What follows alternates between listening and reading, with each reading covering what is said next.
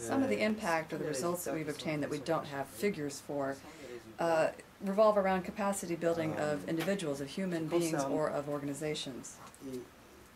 Well, this organization, of which I'm a founding member, is called CREDO. It's the Center for Research on Democracy and Human Rights in the DRC.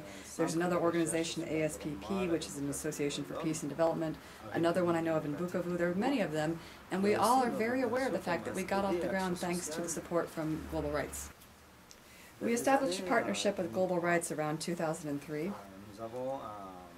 We were a very young organization at the time, and we had a lot of staff who had a lot of willingness but didn't have the capacity.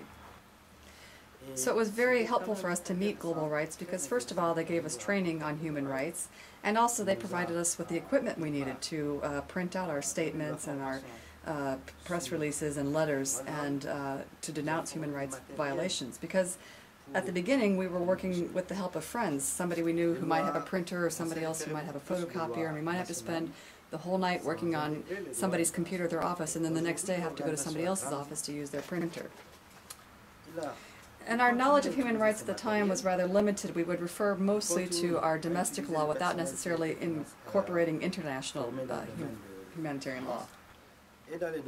And today we're still, the organization has grown much bigger, but we're still using the same equipment. We're still working with the same staff who were trained in human rights and financial management issues by Global Rights, and we're continuing even though the Global Rights Project ended some 17 years ago. Global Rights continues to have an impact, and the work continues to be done through all these organizations that were the babies of Global Rights at the beginning, because many of these organizations now have other organizations that are behind them, but it was thanks to the initial work, the foundation laid by Global Rights, that they were able to get off the ground.